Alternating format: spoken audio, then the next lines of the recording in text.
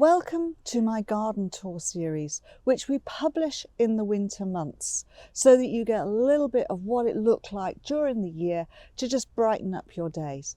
And this time we are at Picton Gardens. Hello again, I'm here at the height of summer at Old Court Nurseries, Picton Gardens, a beautiful place just in the foothills of the Malverns. Hello, I'm Rosy Hardy. This is Rosy Hardy Gardening. If you enjoy our videos, please do subscribe to the channel. This is a fabulous garden. It is slightly sloping down. It has beautiful stone edges to the big borders. They're either island borders or they're big borders right the way through. There used to be a huge hedge of bamboos up on the side there, and you didn't get so much the noise of the roadway, but also people couldn't see in and see there was a beautiful garden here. That's now been replanted with a native hedge and then a bit of yew and a bit of evergreen a little bit further down. But it has given them a huge big space to put in more plant material, because when you're on a restricted space, you either remove stuff or you go up to be able to, or go down conversely, to be able to give yourself more space to be in. But look at this, it's a riot of colour, and these traditional borders, these areas have not been watered while it's been this bad. So you've got beautiful eucomis coming through. There are crocosmias, there are asters. Now this is the home of the aster collection, the daisies, absolutely fantastic. Bit of limonium, heliopsis, later flowering Cynthia tritums there.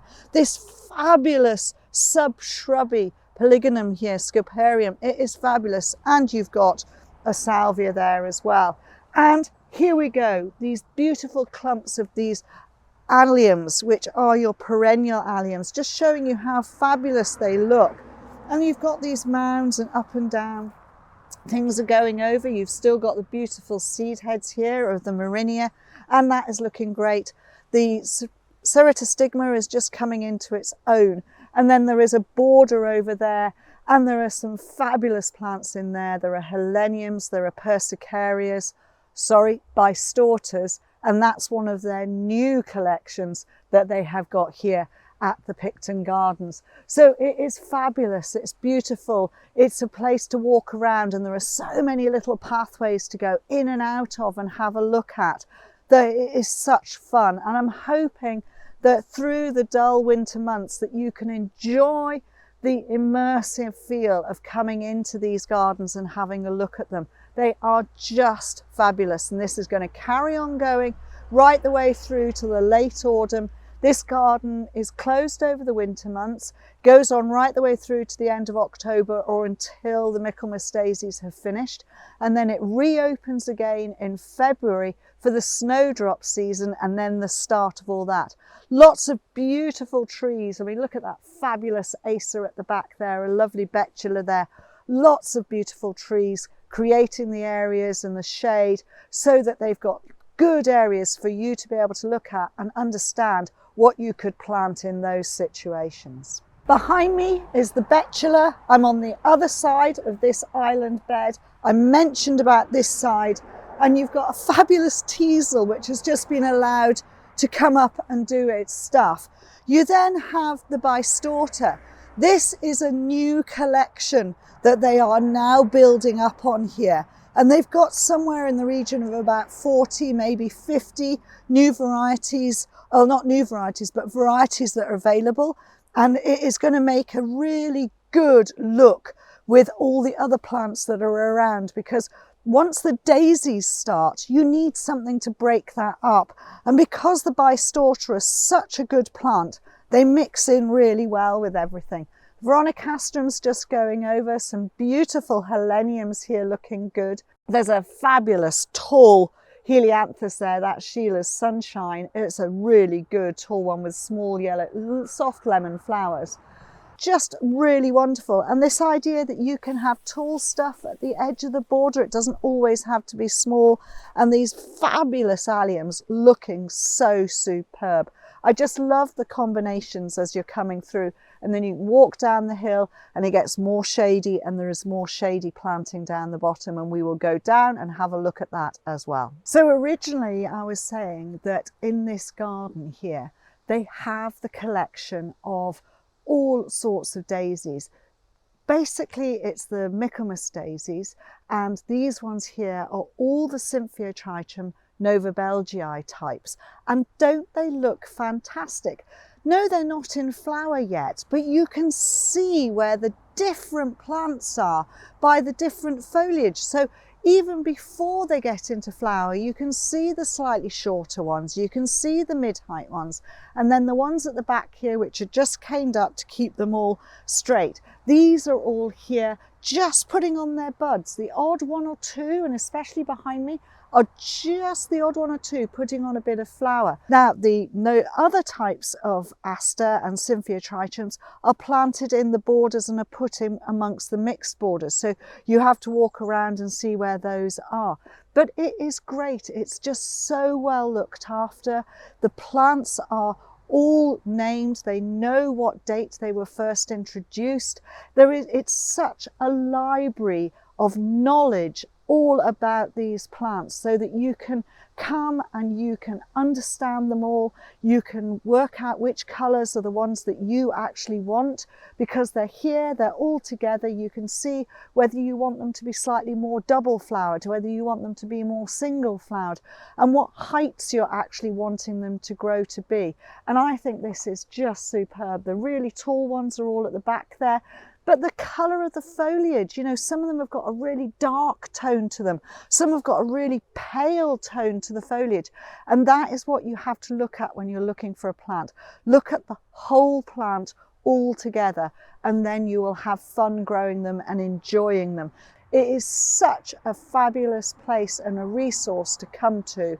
And they are such lovely people running this as well. The beauty of this garden is the fact that there are so many different areas. Here we've got some very mature trees around the edge, and then planted in amongst the borders here are trees that have been kept at a lower height, or they've had their stems cleared, giving way to ground underneath to be able to put planting in there.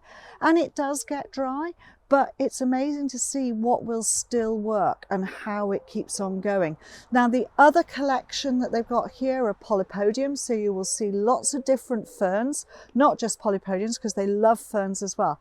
So a lot of this planting here, woodland planting, is utilising ferns and hellebores and bulbs as cyclamen, and then there are the snowdrops in the spring, and then, you know, there are just lovely leaf shapes, and that is what it's about.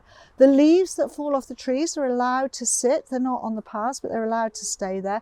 Some of that will probably get shredded up as well, but it does just help to keep the area covered, and it looks really good. I love it. You know, you can see how the plants are reacting and what they are doing and how they are coping. You've got your beautiful black grass here, the Ophiopogon. You've got the leaves, the beautiful marbled leaves of the hellebores. There are primroses that are just dying back. There are brunnera, you know, and they're all just looking superb coming through here. Different leaf shapes, and that's often what people forget. When you've got a shady area, you can't have flower all the time, but you can have different leaf shape, you can have different leaf texture, and that is just as interesting. And if you think about it, that is what you would get in a normal forest woodland floor area. There might be the odd grass here or there, there might be an odd clump of something evergreen. So that is what you're trying to give the effect of when you have these sorts of areas. And I love the tapestry of shapes of leaf. So it can be glossy, it can be matte, it can have veining on it, it can be slightly higher than its mate. And that just gives you this lovely tapestry of floor, ground floor, you know, just coverage, and making it really good with the odd grass at the edge of the pathway as well. Superb planting at this garden.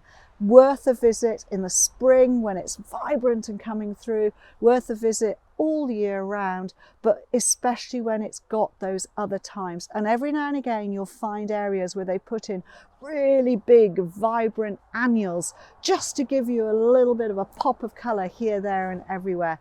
And that's what you need to do. It doesn't need to be full of flower all the time. You need an area where it is slightly calmer and you can just come through and it's probably 50 shades of green, but it's all different. It's 50 different textures of green as well. And that's the key thing.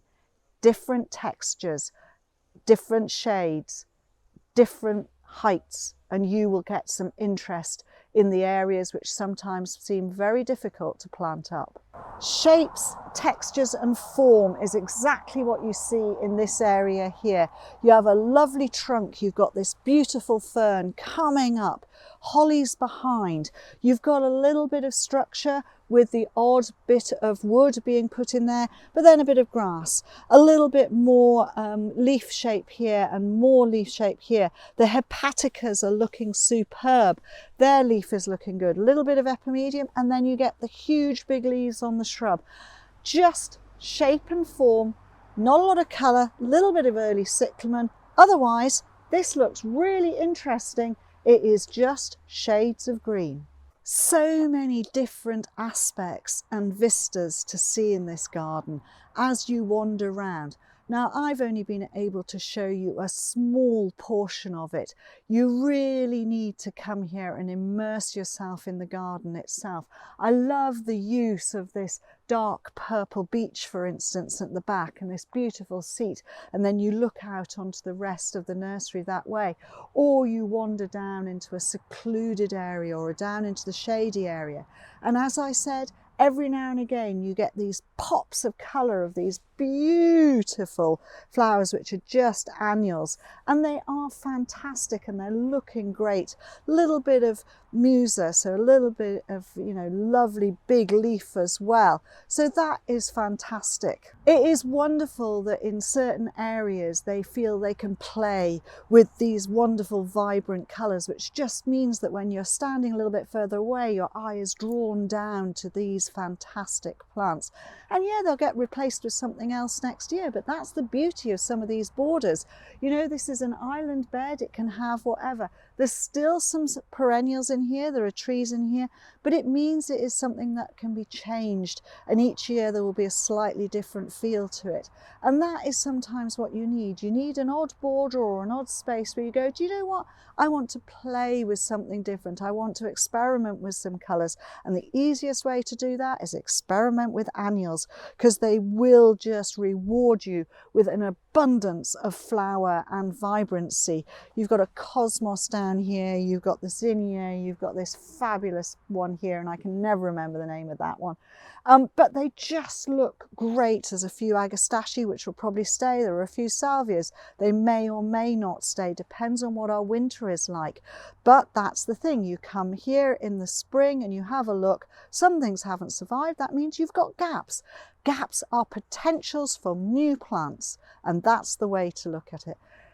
Come and visit this garden if you have the possibility and you are here, if you're local. It is superb. It is worth your while coming and having a look. You can spend a lot of time just wandering around, admiring the planting, enjoying it, and then they do have some nursery sales as well.